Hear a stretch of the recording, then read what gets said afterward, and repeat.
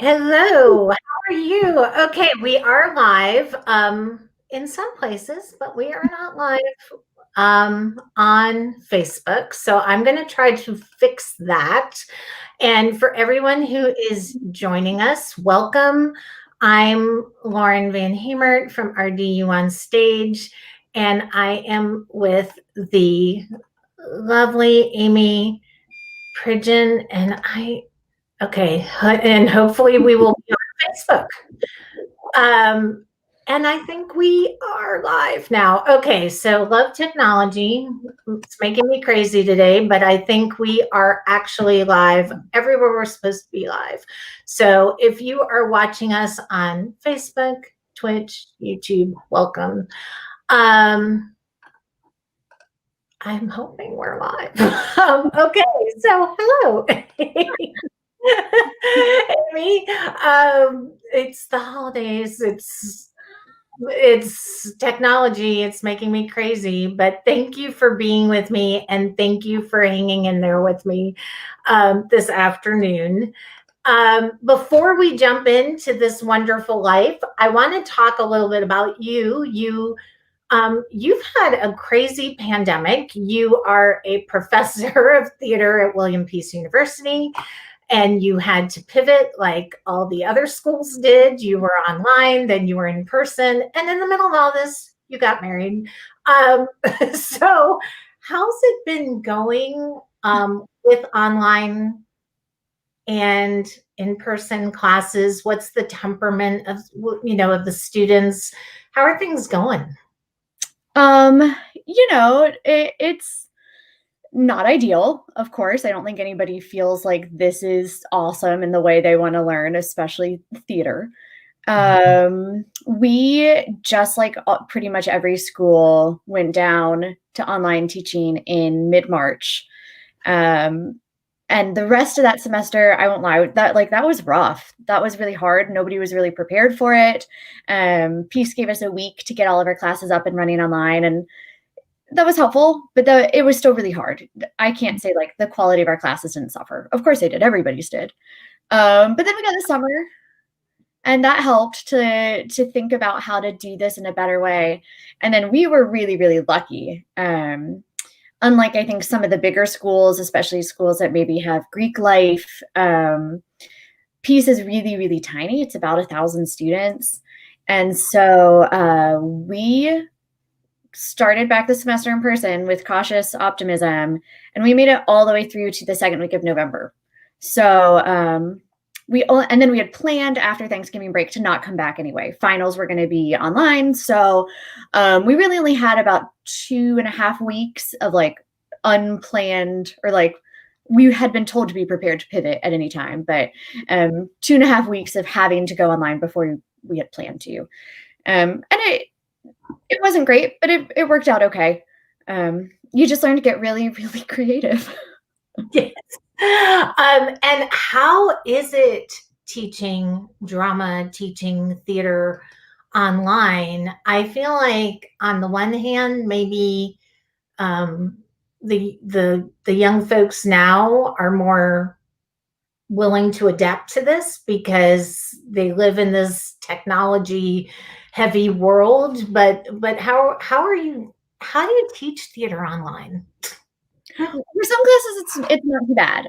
Like I teach a contemporary dramatic literature class. It's pretty much just club, we read like 2 plays a week and drink our coffee. And so doing that online, it's fine. We miss each other, but it's not too bad. I also teach the voice and movement class. And that's really hard because so much of it is feeding off each other's energy. And really, I think the hardest thing is like feeling unencumbered, like when your parents are in the next room and you have this much space in your bedroom and you're trying to like practice all the like long elements of movement. It's embarrassing, but I've learned a lot of like, go do this on your own time, film it and bring it back, and that seems to work best. That's good. And there's a lot of delays with technology, so I know a lot of the performances. I've seen a friend of our family, my parents' family, did an online performance, and I kept saying to her, she's not an actor in the theater, and I kept saying, these online performances on Zoom really just are interesting to say the least. And she said, no, it's going to be fine. We did a run through, and sure enough, they had all the same delays and technical issues that everyone else has had. So it's interesting to navigate. There are so many kids right now, like my daughter, who are applying for colleges, making big decisions about BFA programs. What questions do you think? I mean, you graduated from SCAD, you work at Peace, you've went to school in New York, so you've kind of been all over the place, all these different programs. What questions should students be asking right now of the schools when they're looking for a BFA program? I think a lot of it has to do with like culture and environment. I mean, I think this would go in times of a pandemic or not. Mm-hmm. Because I think kids who are thinking about going to school next fall probably have a lot to be hopeful about. They might have a weird semester or two, but it will not last the entirety of their college career. It's going to be okay. And you can take that first year to just like focus and work really hard and hone that craft. So then when you're a sophomore, like you are ready for those auditions in a way that maybe some of your other peers wouldn't be because they were distracted in their first years. Like this is a chance to get to really practice your artistry. That's not a product driven thing. So like it will be okay, right? I think I would feel different if I were a senior and it's my last year to like showcase on the main stage or get to go to New York, all the things that we get to offer just seniors. But they know more about what they're getting into and how to handle this, even if that means graduation. And for those juniors or seniors, I just spoke to somebody who just graduated from UNCG and interviewed him for the podcast. What advice would you have for those juniors or seniors in the program right now who are looking to pursue a career of the arts when a lot of our theaters and arts organizations are still shut down or creating hybrid models? What advice are you giving to them? Yeah, I mean, I don't envy them. I graduated college in the 2008 recession, so I kind of understand. But I would say, like, don't let your skills get dull. There might be a little gap here. There might be some time where you are going to have to get really creative about how you practice while you're learning to make money in this field. It might be a year or two before this field is actively making money again. But that doesn't mean like, oh, well, I'm done. Like get into class, do readings with your friends online, keep the skills sharp, read as many plays as possible. You might have to be your own teacher for a year while you wait, but it's not done. We're not defeated, Oh my gosh, no. And I think theater will come back bigger, better, stronger than ever. And I think audiences, I'm hoping, will come back in droves. But before we move into talking about this wonderful life, William Peace, like all universities and all theaters, or most theaters, I should say, did issue a solidarity statement back in May, right after George Floyd was murdered. As far as Peace is concerned, what policy changes within the department, within the arts department, have you seen to make things more inclusive or equitable? Yeah, I don't know if there's necessarily any like hard written policies that we've put into place, because frankly, because our student populace has historically been so diverse, colorblind casting has always been a practice of ours. To some people's chagrin, we've gotten some stuff when we did American Idiot a couple years ago that folks were really unhappy with our casting choices, which is just silly. It's absurd. I don't take those people's opinions seriously.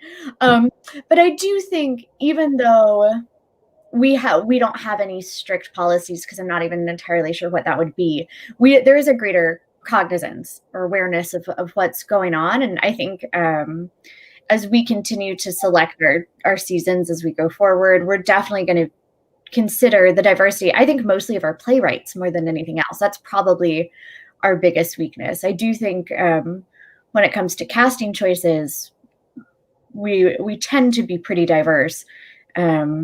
But I would say we have definitely failed in terms of the playwrights that we've chosen in the past. We haven't thought much about that. I'll say one of the ones that I'm like, ugh, when I think about it now is 2 or 3 years ago, we did 5 women wearing the same dress. And I had worked on the script previously, and it's a good script. It's a great way to showcase female actors in particular.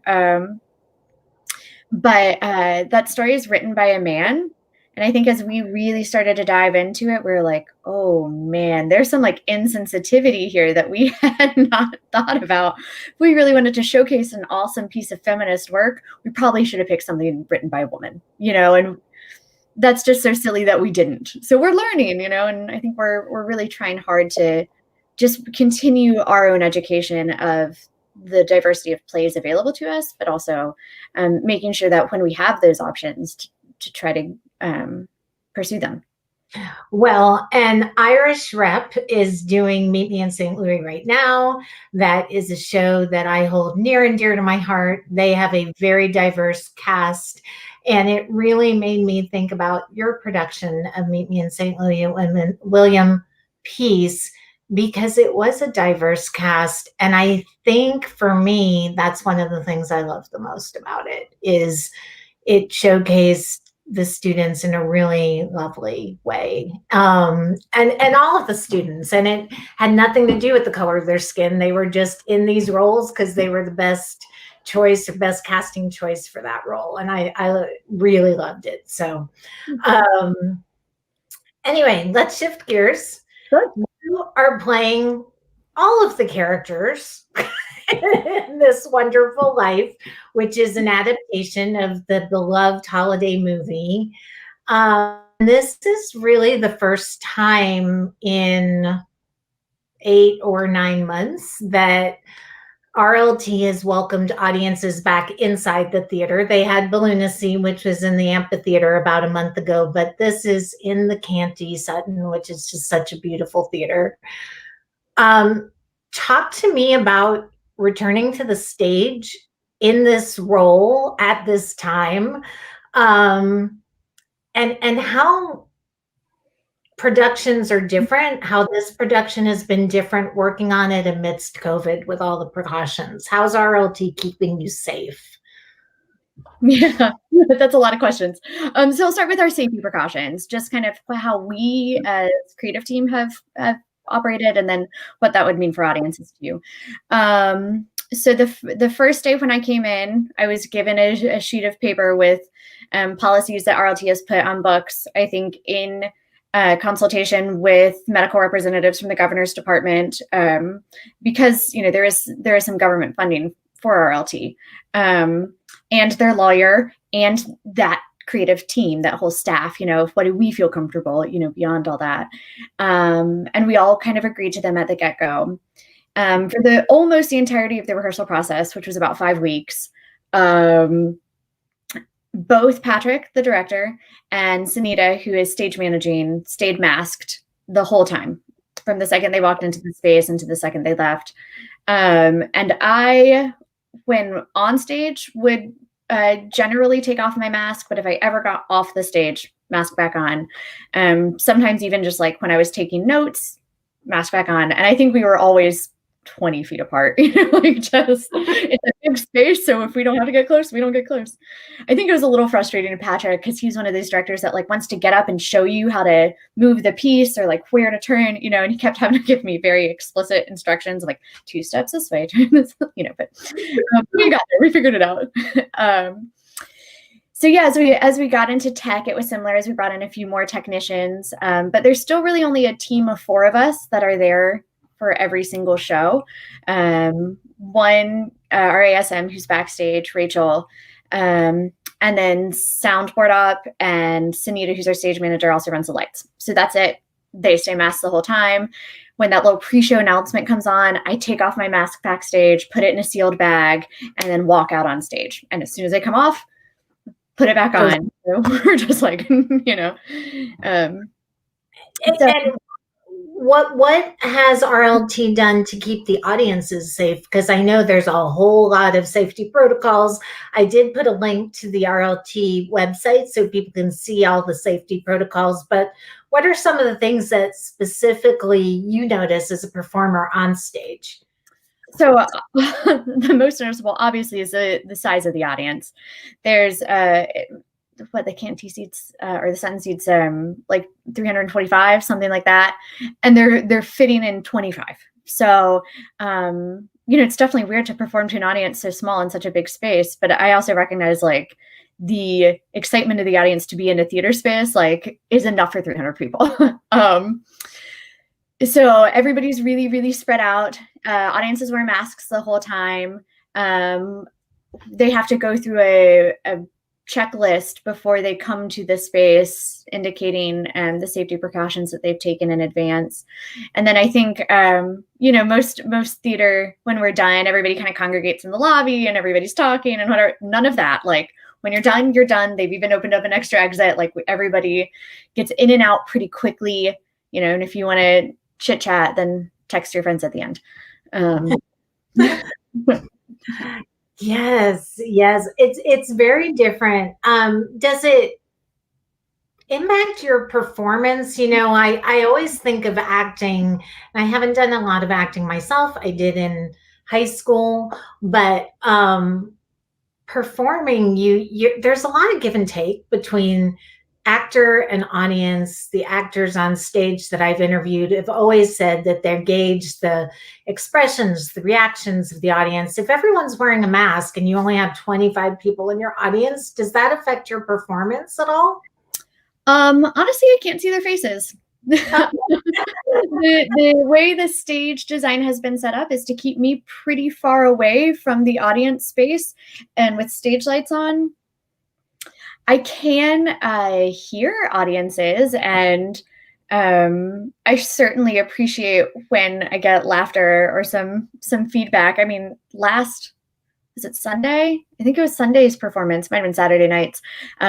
People were talking to me on the stage. Like I would ask a question kind of rhetorically and people started answering. I was like, this is amazing. Okay. I loved it. So I appreciate making a nice vocal response from an audience, but it's weird how quiet it is compared to what I'm used to in that theater space. You know, last show I was in, there's Pippin, and that was sold out. So. Loved Pippin. I really love that production so much. I love the show, and that production was wonderful. This production of This Wonderful Life, it was also filmed. One of the preview performance, or one of the performances last week, was filmed, and it will be available so audiences can stream it virtually if you're not comfortable going to the theater. A lot of stage actors aren't film actors. So talk to me about performing for the screen. Did that change your performance in any way? And well, let's stop there, and then I'll ask you my follow-up question. Yeah, and I am not a film actor. I was forced into learning a lot of film work in graduate school, and I hated it. I hate doing film. You know, good vibes for everybody who does do it, but it is very intimidating for me. For the most part, there was no change to my performance. Our videographer set up way into the audience so that there could be some wide shots as well as close-ups. And I was told just to kind of do my thing. It was on preview. So for the most part, I think the show went pretty well. You'll definitely see the like energy hype of a preview performance, you know. But you know, it wasn't perfect either. And I think for me, like knowing there's a slightly imperfect product out there on film is so stressful, because like on stage, you kind of expect it, you know, like you expect things to go wrong when you go see live theater. Sometimes that's just going to happen, and that's why we kind of love it and find it endearing. But film, you don't expect that. And there are, there's like a couple little glitches, a couple little things that like, man, if I could go back and do it again, it would have been even better, But you know what? I think everybody is just so grateful to have live theater even in their homes right now and seeing it on screens that people are just craving it, that nobody's going to care. It was my first time doing it. Nobody's going to care. We're just going to all be happy to see this lovely production and your performance. Does this kind of, a lot of folks I've spoken to have said that there are advantages to virtual theater, virtual streams, that there's an accessibility piece of this that's really interesting. And many people I've spoken to think these kind of hybrid type of productions where things are offered in person and then streamed are going to be around a while. Does this virtual realm of storytelling impact how you teach theater and movement classes? I mean, it probably will if this seems to be the trend. We're definitely going to have to learn how to adapt and adopt to new ways if this is the plan, I think. I certainly see like, yeah, it's much more accessible. And I really love that component of it, but I certainly miss the feeding off of each other's energy and being in this space with real humans too. So, yeah, I mean, it's definitely going to affect my teaching, but I haven't figured out how yet. I might need a little more time to wrap my brain around it. It's kind of crazy. And I wonder if, the kids graduating now, because we're all adapting to screens, if they'll be somehow more well-rounded because they'll have the experience performing on screen or doing staged readings on screen, as well as their live performances, which everyone prefers live, but so I wonder, if we'll have a more well-rounded group of performers. I don't know. I certainly think they'll be much more creative. Like, I think we're all kind of learning how to integrate technology into our performances, into our teaching, into the ways we're expressing ourselves. When you can't get on stage as a means of creative expression, then like, how else do you do this? And I think people are coming up with really creative ways to make technology work for them, and maybe something that's a little bit different than a standard theater script. And I think that's really exciting and inspiring. I think we're definitely going to end up with a very creative generation of up and coming artists. Like they're definitely thinking outside the box. Well, and we're seeing all sorts of audio dramas, which is really exciting because I just think there's a lot of possibilities for storytelling, and it's exciting to see. We're calling this series Show and Tell. And so I'm starting to ask my guests to bring something to show and tell with the class. So what did you bring to share with us? To show and tell? I thought about this all morning. So you mentioned at the top of the podcast, I got married this summer. And so I brought our Change the Date. As you can see, though, we did go ahead and get married, and then we have another wedding day. So we were supposed to get married. We had like the big kind of traditional church wedding, downtown reception planned in May. And in April, we realized that wasn't going to happen. So we just kind of waited our time to figure out like what's going to come next. And, every day the different restrictions were changing. And so we were like, okay, well, we can do this. We obviously aren't going to have a big wedding, but we could at least have our parents up and our siblings up. But we got to do it outside. But then there was supposed to be like a tropical storm. like everything we planned just kept falling apart. We got engaged at Raleigh Little Theatre in the Rose Garden. So we were like, we'll do it there. But then like they had massive reconstructive work this summer, like dump trucks everywhere. And so like, a week before our wedding, we had no idea what it was going to look like, who we could invite, how to keep people safe. And as I kept it together for as long as I could, but I definitely had like a little weepy afternoon. And my now husband was like, hey, we really prided ourselves in this because we're theater people, and we keep saying like, we can plan this because we're production people and we can just do this. And, you know, we got real cocky when we first got engaged because we're like, we're theater people. This is just another production. We're fine. He was like, we have been thinking of this as a main stage production. It is an improv show now. So let's start like an improv show. And then I was like, oh, yeah, game on. Okay, improv show. Like, this really changed my frame of mind. And like just kind of learning that for the year in terms of like all of the pedagogical stuff, all of the artistic stuff, all of everything, has been to just treat it like an improv show, go with the flow, nothing's too precious. Like, the obstacles are creating really interesting opportunities. I feel like I've gotten to do some really cool work with my students that we wouldn't have otherwise done. And now, like, okay, like that was such a lovely reframe of mind, and to just put it in that way, like 2020 is an improv show, was I love that. I love that. 2020 is an improv show. It has been. And I think for me, you know, I'm such a perfectionist. And when I started making these videos, I realized very early on that technology is a fickle friend and doesn't always play nice. And so I had to let go of the perfectionism, and I think that's actually probably a good thing for me. So there's that I think like I had in my brain, like, this is the way we do things because this is the way they've always been done, so we should keep doing them this way. And now to learn, like, we don't have to do all that. Like, we can change this. We can change what our season looks like. We can change what kind of stuff we offer our students. We can find something that's equally exciting that's just different. Like, don't be such a stick in the mud. Oh, okay. it's an improv show.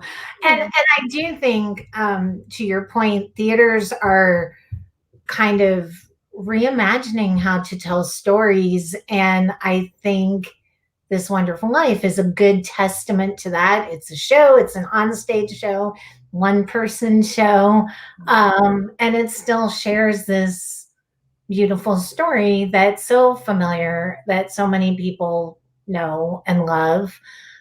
The crazy thing to me is this movie was released in 1947.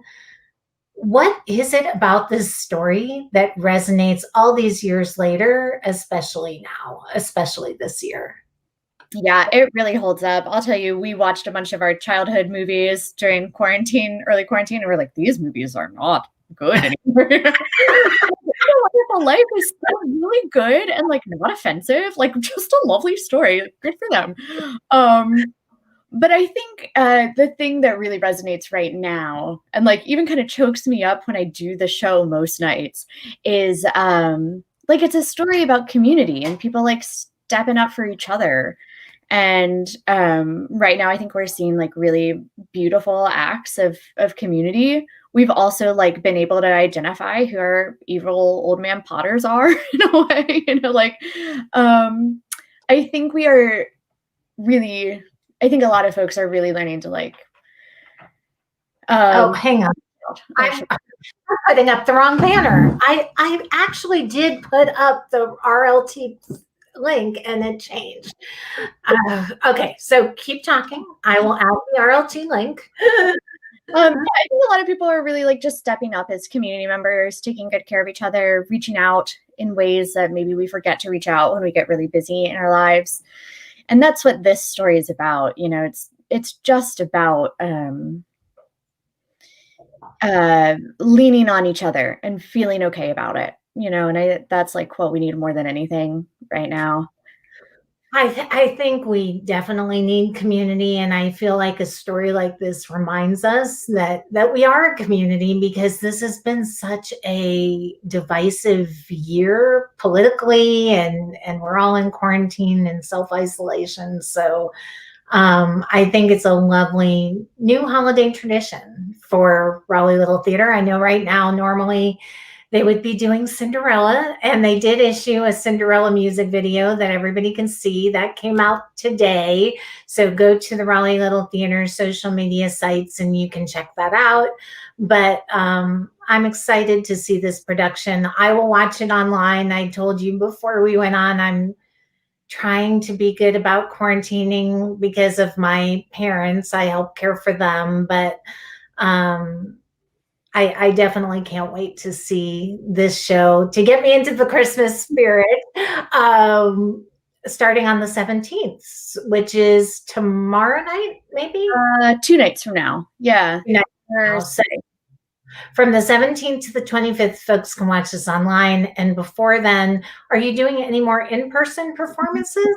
This upcoming weekend, the 17th through the 20th, you'll have a chance. Thursday, Friday, Saturday night, Sunday matinee. And then we're done. Go celebrate the holiday. And there's 25 seats, so be sure to get your tickets if you're up to going in person at Raleigh Little Theater. It's such a wonderful place to see a show. They've taken a lot of precautions to keep people safe, so I hope to see everyone at the theater soon. I miss it so much, Amy. Me too. But thank you for hanging out with me this afternoon. And for everyone watching, if you missed any part of the interview, this will live on Facebook and YouTube, and it will be posted on the website in the next day or so. So you can watch the interview from the beginning and hear what Amy has to say about this beautiful show. Tomorrow night at 7:30, I will be with my friend Nancy Bishop, and we'll be talking about her book, Chicago Girl, which I'm very excited about. And Amy, just stay safe and healthy and enjoy your holidays. And like I told you, I'm kind of campaigning for my daughter to go to Peace. My daughter just got her acceptance letter to William Peace. That's my first choice for her. She may have other ideas, but I'm starting the campaign. So Yeah. I hope to see you there on campus soon. Anyway, thank you all for watching. Thank you, Amy, and break legs this weekend again. We'll see you all at the theater. Yes, I'll see you at the theater. Bye, everyone.